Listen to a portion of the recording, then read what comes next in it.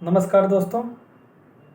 आज हम आप लोगों को ब्रिटिश काल में किसान विद्रोह से संबंधित दो महत्वपूर्ण विद्रोह, जिसमें एक सन्यासी विद्रोह है और दूसरा नील विद्रोह है, उसके बारे में बताएंगे।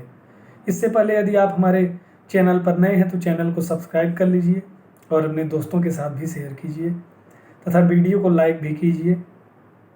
दोस्तों, जैसा कि सन्यासी विद्रोह की अगर बात करें तो सन्यासी विद्रोह 1763 ईस्वी से 1800 ईस्वी के बीच हुआ था और सन्यासी विद्रोह के जो नेतृत्वकर्ता थे उसमें मंजर शाह, मूसा शाह और भवानी पाठक थे।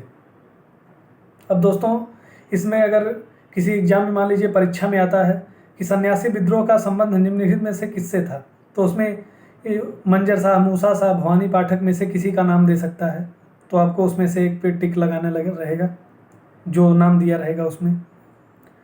तो इसके कारण की बात करें तो ब्रिटिश सरकार उस समय भारतीयों को नील की खेती, अफीम की खेती, चाय की खेती के लिए प्रताड़ित कर रही थी, जिससे किसान लोग चावल की खेती, अपने गेहूं की खेती नहीं कर पा रहे थे, जिससे वे भूखमरी का शिकार हो गए और विभिन्न प्रकार का उस समय अकाल देखने को मिलता है।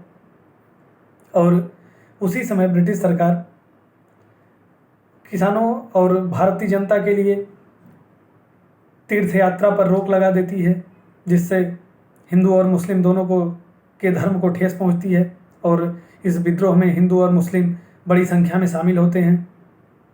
दोस्तों, इस विद्रोह का वर्णन बंकिम चंद्र चट्टोपाध्याय ने अपनी पुस्तक आनंदमठ में किया है, जो 1882 ईस्वी में लिखी गई है। अब आपसे एक क्वेश्चन पूछ सकता है कि किस विद्रोह का वर्णन आनंदमठ में किया गया है, तो वह सन्यासी विद्रोह है। अब हम अगर बात करें नील विद्रोह की, तो 1857 की क्रांति के बाद 1859-60 ईस्वी में नील विद्रोह होता है और नील विद्रोह के जो नेतृत्व करने वाले थे उनमें थे दिगंबर विश्वास और विष्णु विश्वास।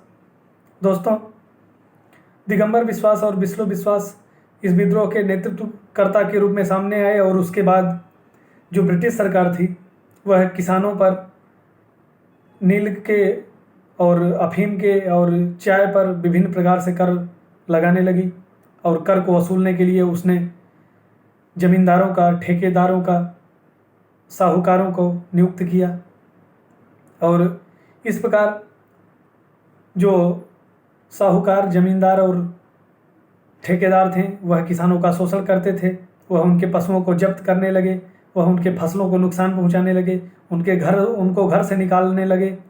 इस प्रकार जब अत्याचार ज़्यादा हो गया तो किसानों ने विद्रोह करना शुरू कर दिया और इसी बीच एक भारतीय अधिकारी थे, ब्रिटिश सरकार में उस समय भारतीय अधिकारी थे जिनका नाम हेमचंद्राकर था। हेमचंद्राकर ने ब्रिटिश सरकार के एक आदेश को सही तरीके से ना समझ पाने के कारण स्थानीय पुलिस को आदेश देता है कि किसान जो हैं वह अपने मर्जी से किसी भी फसल की खेती कर सकते हैं।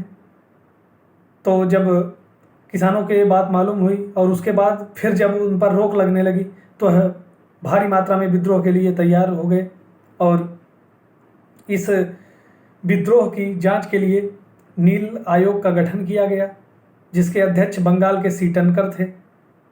दोस्तों, अगर हम इसके बाद बात करें तो ये जो नील आयोग था वह किसानों की बात को सही माना और किसानों की बात सही मानने के बाद उन पर कर जो है उसको कम कर दिया गया। इस विद्रोह का जो वर्णन था वह दीनबंधु मित्र ने अपनी पुस्तक, उनका एक नाटक है जिस पर दीनबंधु मित्र का नाटक नील दर्पण नाम का है, जिसकी रचना 1862 ईस्वी में हुई थी, उसमें करते हैं। तो दोस्तों, इस पर भी क्वेश्चन बन सकता है कि किस विद्रोह का जो वर्णन नीलबंधु में किया गया है, किस विद्रोह का वर्णन दीनबंधु मित्र के नाटक नील दर्पण में किया गया है। तो आप लोग इसको ध्यान रखिएगा और यह भी पूछ सकते हैं कि किस विद्रोह का नेतृत्व दिगंबर विश्वास और विष्णु विश्वास ने किया था, या फिर नील विद्रोह का नेतृत्व किसने किया था, उसमें विकल्प दे सकते हैं। दोस्तों, अगर हम इसके आगे देखें तो जो ये 1857 का विद्रोह हुआ था, उस समय भारत का वायसराय जो था वह लॉर्ड कैनिंग था, और इस नील विद्रोह के समय भी वायसराय लॉर्ड कैनिंग था। लॉर्ड कैनिंग इसके संदर्भ में कहता है कि जितना भय मुझे 1857 के स्वतंत्रता संग्राम के समय था, उससे कम मुझे नील विद्रोह के समय भी नहीं था। तो दोस्तों, यह है नील विद्रोह से संबंधित कुछ बातें रहीं, और इसके पहले हम सन्यासी विद्रोह के बारे में समझे। तो आप लोग इससे संबंधित बहुविकल्पी क्वेश्चन को भी ध्यान में रखिएगा। तो फिर मिलेंगे हम नेक्स्ट वीडियो में। तब तक के लिए धन्यवाद। वीडियो को लाइक करें, चैनल को सब्सक्राइब करें और अपने दोस्तों के साथ भी शेयर करें। तब तक के लिए धन्यवाद।